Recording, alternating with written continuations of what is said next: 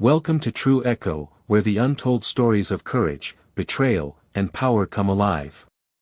Today's story is one that will challenge everything you think you know about corporate power, race, and resilience. It begins with a locked door, and ends with a black woman owning the very building that tried to erase her. This is the rise, the revenge, and the reckoning, of Camille Jordan. The sun had barely crested over the skyline when Camille Jordan arrived at Falcon First headquarters.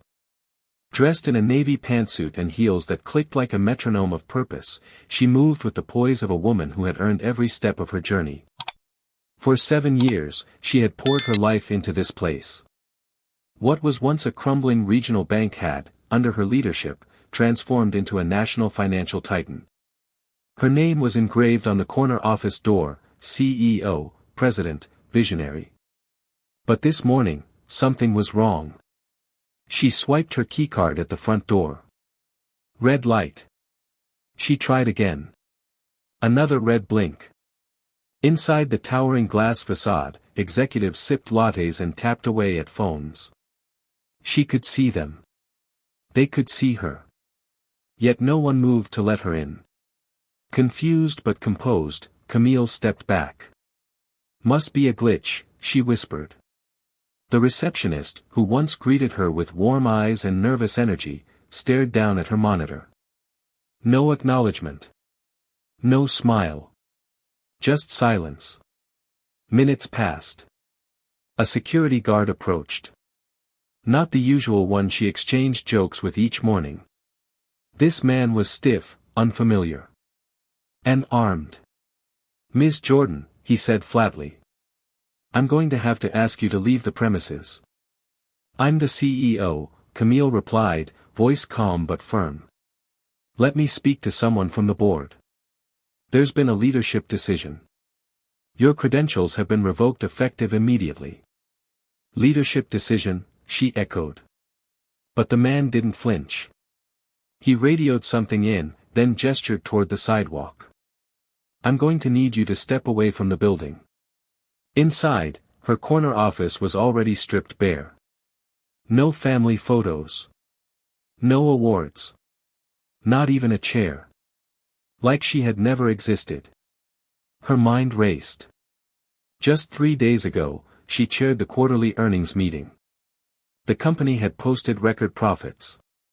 Her vision had brought in billions. And now, she was being erased, in broad daylight. Camille's first call was to her assistant. No answer. Then her CFO. Her head of HR. Her personal attorney. Nothing. Everyone had gone silent. She sat in the back of an Uber, staring at her reflection in the window. All she saw was composure layered over heartbreak. And rage. Not the kind that made you scream. The kind that simmered. When she finally got in touch with one of her allies, an analyst named Yvonne who owed her everything, she learned the truth.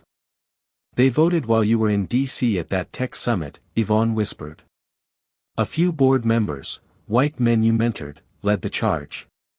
They said something about your leadership being out of alignment with the brand's identity." Camille laughed bitterly. "What brand? They didn't think you'd fight back. They've already pushed a press release about a planned transition. Said you're pursuing other ventures. I didn't resign. They don't care." Her photo was already wiped from the website. Internal memos called it a smooth, respectful exit. Lies. All of it. The truth hit hard. This wasn't about business. This was about power. About race. About image. She'd heard the whispers before. She's a diversity hire. Too aggressive. Intimidating. But Camille let results speak louder than rumors. Still, when push came to shove, that glass ceiling wasn't just cracked, it was rigged with a trapdoor. For weeks, Camille disappeared from the public eye. Reporters tried to chase her for interviews, but she gave them nothing. She didn't post. Didn't speak. Not because she was broken, but because she was building. She rented a modest workspace across the street from Falcon First's glittering tower. She didn't need luxury. She needed leverage. First, she called the investors the board had ignored: tech moguls, impact funds, private equity visionaries. Many of them were people of color, women, immigrants, leaders like her who had also been shut out of boardrooms. They believed in her. Within 4 months, Camille had formed Jordanko Capital, a financial firm centered on ethics, innovation, and equity. She recruited top talent, analysts, legal minds, risk officers, many of whom had quietly left Falcon First after her ousting. Loyalty, it turned out, was deeper than titles. Meanwhile, cracks began to form in Falcon First. A whistleblower leaked documents exposing insider trades tied to the very board members who betrayed her. Then came the lawsuits. 2 VPs were caught manipulating earnings reports. And the new interim CEO. Caught on camera berating a black employee. The media turned on them. Shareholders panicked. Stock plummeted. And Camille? She waited. She studied every weakness, every inch of the structure she once built. And when the foundation of Falcon First finally buckled, she made her move. 12 months to the day after she was locked out, Camille stood at the threshold of Falcon First once again. Only this time, she wasn't holding a keycard. She held the deed. Her firm, backed by strategic alliances and a silent bidding war, had just purchased Falcon First Bank at auction. The name would remain for now, but the leadership? All hers. She stepped into the lobby flanked by news cameras, shareholders, and former employees clapping thunderously.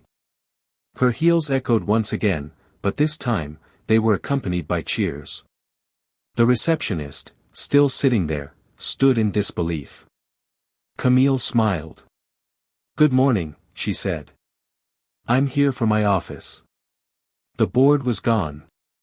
Fired. Indicted. Publicly disgraced. But Camille didn't smile at their downfall. She wasn't here for revenge. She was here for revolution. Her first act as CEO of the newly merged entity: reinstate every employee who had been wrongfully fired or marginalized. Implement mandatory anti-discrimination training for all executives. And create a $100 million fund to support black-owned small businesses. Because Camille wasn't just rebuilding a bank. She was rebuilding the future. The air inside the executive boardroom was heavy with disbelief and quiet awe.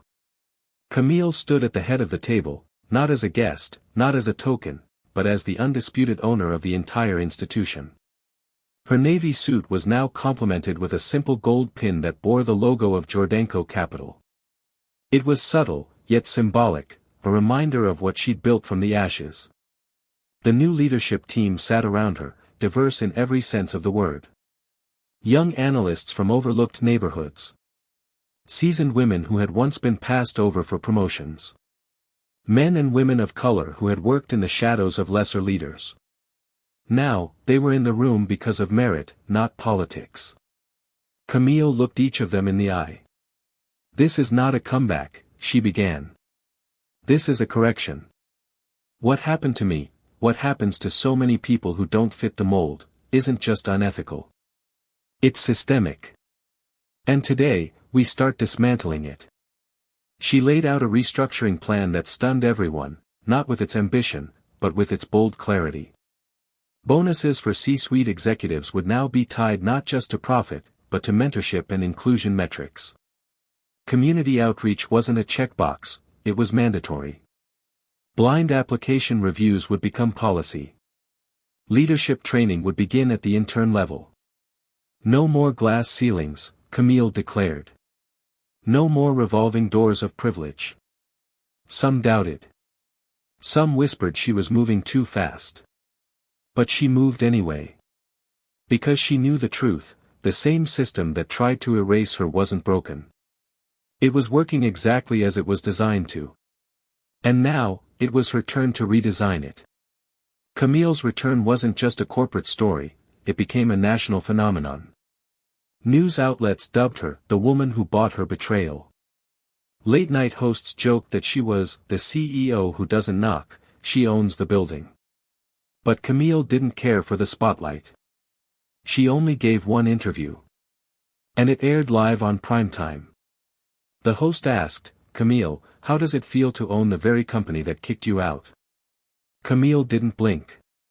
"It's not about owning them," she said. "It's about owning myself. I'm here because someone needed to say, enough. Enough of the gatekeeping.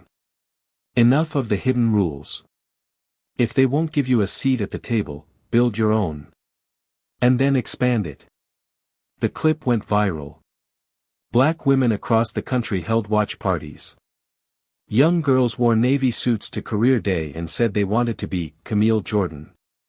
Executives in every major financial institution took notice. And then came the impact. Falcon First, now renamed Jordanco Financial, opened 5 new branches in underserved communities within 6 months. Camille created a financial literacy program in partnership with HBCUs, and her name began trending every week, not for drama, but for leadership. Still, she didn't forget what she went through. One day, while walking through the new employee lounge, once a sterile, exclusionary space, Camille stopped at a mural painted on the wall. It depicted a black woman in a navy suit standing in front of a locked door. But in the next frame, she held a key made of steel and fire. A quote beneath it read, "When they try to erase you, write your name in stone." Camille stood in silence for a long moment. Then she smiled. Years later, Camille stood at the groundbreaking ceremony of the Camille Jordan Center for Economic Justice. She had stepped down from daily operations at Jordanco Financial, not because she was finished, but because she had more to build. More doors to open for others. She watched as the first shovels hit the ground on a center that would train thousands of future entrepreneurs, especially women of color, in finance, technology, and leadership. She looked over at her team, some of whom were once interns. Others, now VPs, had started as assistants and tellers. All of them now mentors. Behind her, reporters shouted questions. "Camille, do you forgive the board that ousted you?" She turned to the mic. "I don't need to forgive what made me stronger.